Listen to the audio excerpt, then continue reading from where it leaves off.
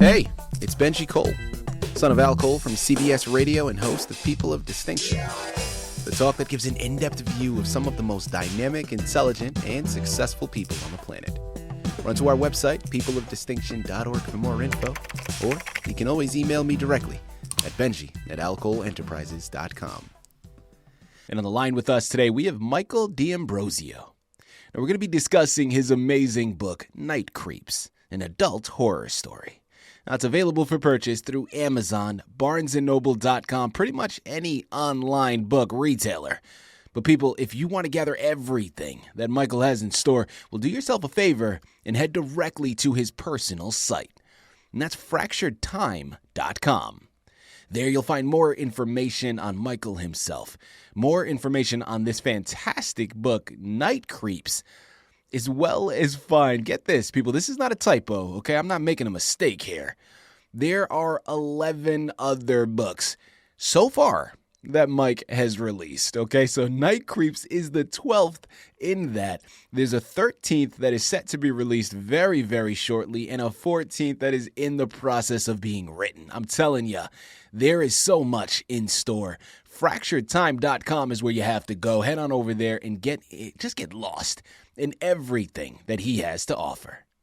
And I will say, Michael was brought to our network, People of Distinction, today by some of the best publishers in the business, Quantum Discovery. So if you or anyone you know have a book that they'd like moved, people, give yourself the best gift you could possibly give. Contact Quantum Discovery and have their wonderful team move it for you. You can find out more information on them through quantumdiscovery.com. And listen, it is an absolute pleasure to have Michael here on the line. By the time we're finished with today's discussion, you're going to run to his Amazon, Barnes & Noble pages and his personal website, fracturedtime.com, and purchase your copies because it's that good, okay? And I don't know about you all, but I have been yearning for something to take me away from all of the adversity, the challenges, and just the day-to-day monotony that we've all been going through given this COVID situation that I know it seems like 40 years ago that it started, but we're all still partially dealing with it in certain degrees. The political divide, the social unrest, there's a lot happening right now. And a book of this magnitude is exactly what you need to just get away from it all. And who better to discuss it than Michael himself, because he truly is the expert. So let's bring him here with us, okay? Michael, first and foremost, man, welcome to People of Distinction, and thank you very much for being a guest. How are you doing today? I'm doing good. Thanks for having me, Benji. It's a pleasure. Absolutely. Well, listen, the pleasure is all ours, man. I really do mean that. I think what you've created here, not only within this series, but I know that there are 4 other series within the 12 books that have been created so far, and the 13th and 14th are still to come. But I'm telling you, man, I think what you're doing here is something right up my alley. While I was doing research preparing for this, and of course, I know your books have a more adult theme to them, but it just kept bringing me back to reminiscences of Edgar Allan Poe, reminiscences of Goosebumps growing up with R.L. Stine, and I was a huge fan of those. And I love the journeys that we're taking here. So again, thank you for being a guest. It truly is our pleasure. And Mike, before we go into the book, because I know we have a lot of information to cover pertaining to that, I think it's important to learn a little bit more about your background. So let's start there. Tell us a little bit more about yourself. I've been writing for science fiction, fantasy, and horror for over 20 years now. I started with Fractured Time, which was a trilogy, and that's what the website was named after. So when you see that, that's where it came from. Mm-hmm. And I've actually learned to adapt several of the stories to screenplay form, and that's become a big thing lately, especially for Night Creeps and Night Creeps 2. There's a lot of interest in that right now. So with fingers crossed, maybe we'll see a movie on that sometime soon. I've also I was a member of the Pennsylvania Air National Guard for 22 years as a weapons crew chief on the A-10 and 31 years in the nuclear industry. And I mention those because those experiences contribute significantly to my creativity, particularly a lot of the areas that I traveled to and some of the things, we did and some of the people we met. So that was great for really helping me expand, my horizons on the creativity here. And it's one of those things, too, with all these careers between the military, the nuclear, and, also having a family, I've been lucky to be able to be successful at all three. Michael, after that introduction, man, how could I go anywhere else next? I have to cover your inspiration, right? I mean, it wasn't initially where I wanted to go, but listen, we have to connect those dots, man. So you're talking about your military background, you're talking about the nuclear background, and then, of course, this writing background. Now, I can assume some of the influences and tied into some of the narratives, right, and the connections there. But, Mike, you know what happens when you assume. So I'm not going to do that to you, man. I have you here on the line. Let's go directly to the host here. Talk to us about that love for writing. You said you've been writing for 20 years. Where does that love for writing fit in? Were there certain artists and authors that inspired you growing up? And then a subpart to that, when you talk about your career backgrounds, where those influences align?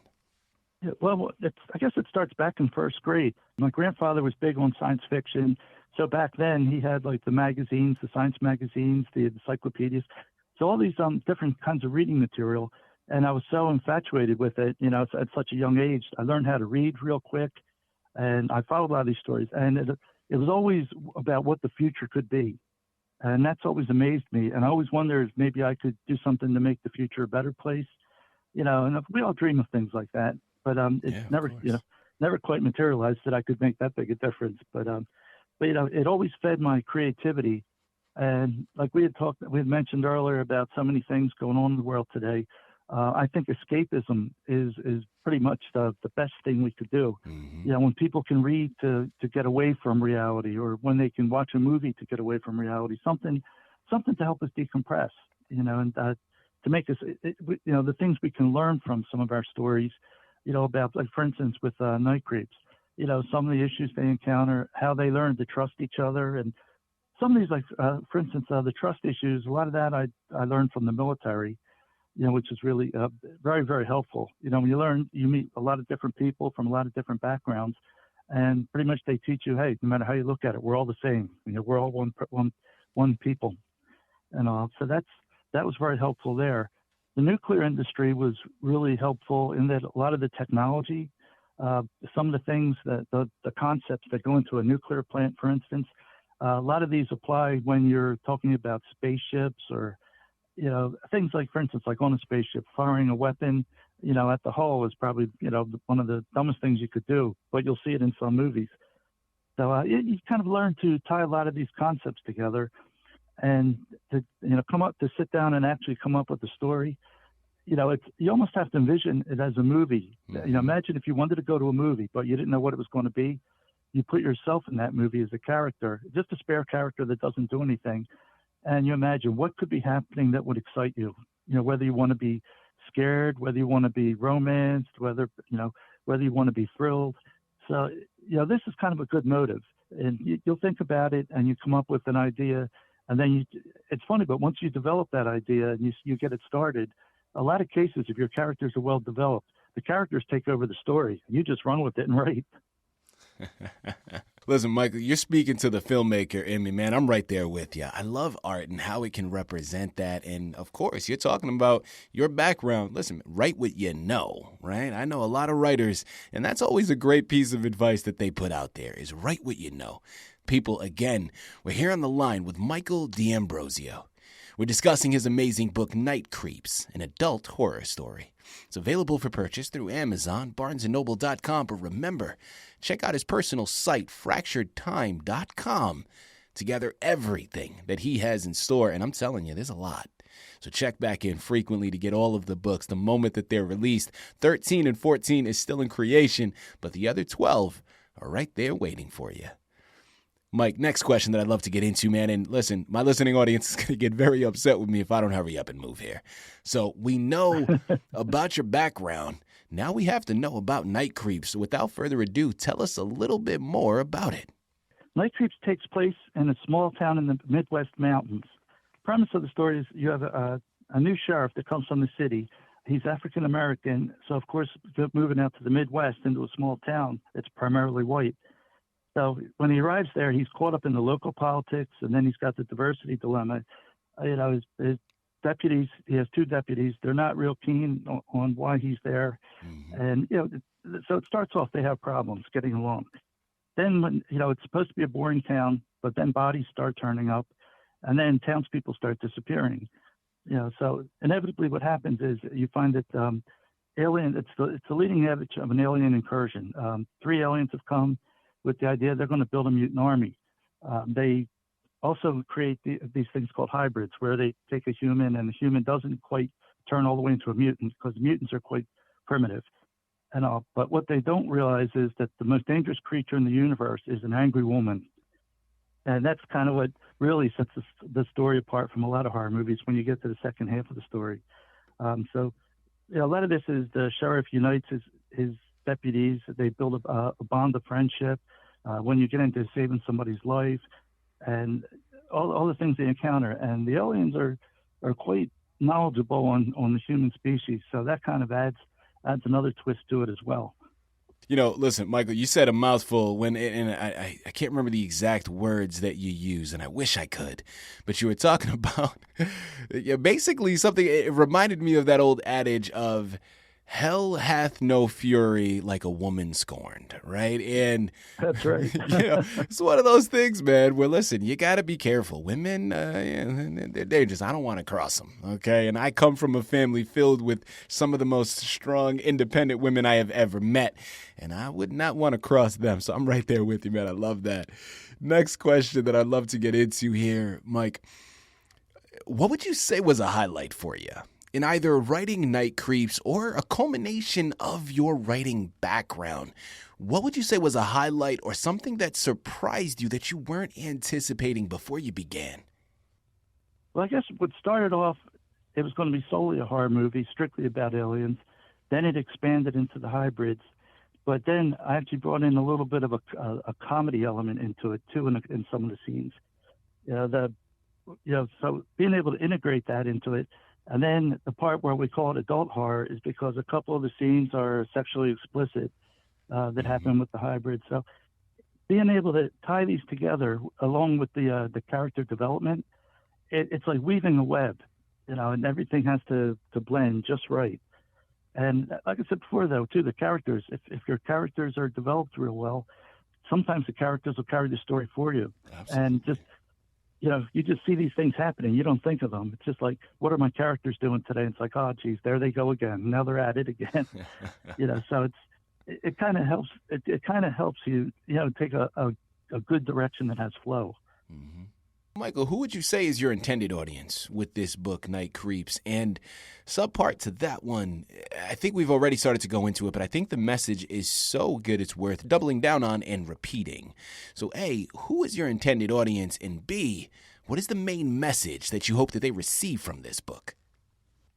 I would say what I found, like I do a lot of the sci-fi literary conventions around the country, and the book has sold really well between either the young males or the women of all ages, which I did not expect that. I thought it would be more the older males, they see adult horror.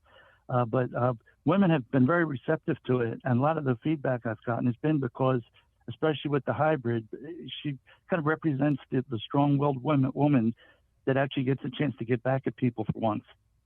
Last question here, Michael. We know about your past. We know about this fantastic book. Now, dealer's choice, because, listen, you got a plethora, okay? You got a whole canon of books to choose from.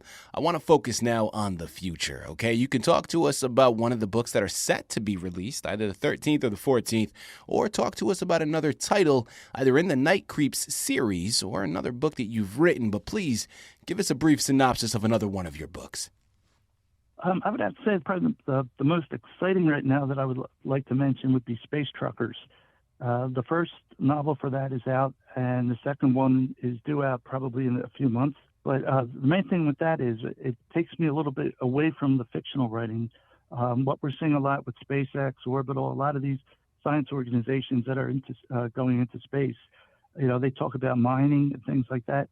So I've been actually able to take a fictional story and actually plug in a lot of real concepts to it. Like, for instance, what would we really do if we had like mining facilities out there and we had to shuttle materials back and forth?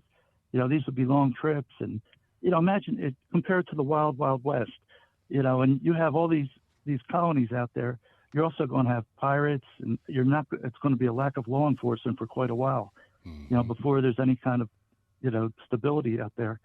So Space Truckers has given me a chance to implement a lot of concepts that I learned from the nuclear industry, a lot of the sciences going on today, things that look like they may happen in our lifetime. So along with the space, I guess called the space opera with the characters. So you get, I always love the interesting relationships, primarily with the women, how they react in a lot of things. Because for over the years, it's always been the males that dominated male characters that dominated the stories. But I find that the women give you a whole lot more creativity. They add a whole different dimension to the stories. So in a lot of my stories, they're either the lead character or they share the lead with a male. And it usually leads to some entertaining, events that happen. So that's been, that's pretty much been the successful formula for me. There you have it. Listen, people, this is something that I can absolutely envision. My imagination is running wild. And people, we've only covered 2 books. As I mentioned before, there are 12 already released, a 13th to be released very shortly, and a 14th that is being written as we speak. You know what you got to do. Amazon, Barnes & Noble, FracturedTime.com are the places you have to go. Do yourself a favor and pick up these books. I'm telling you, you can thank me later. It starts with Night Creeps, since that's the one that we discussed today. But there is so much more to be gained. Head on over there and just get lost in the journeys that he's created. And be on the lookout, because it is absolutely no surprise to me. These books are catered for the big screen. So whether it's a television series or it's a film that gets created, something is going to happen, because this is something that needs to be put up there. I'm telling you, Hollywood keeps putting out the same things over and over. We need something new, right? We need that infusion of originality, and this is right up that alley. I'm telling you, you got Michael D Ambrosio to thank for it. Head on over there today, pick up your copies. Michael, this has been an absolute pleasure, man. Such an honor. Thank you once again for being a guest on People of Distinction. Thanks again, Benji. It was fun.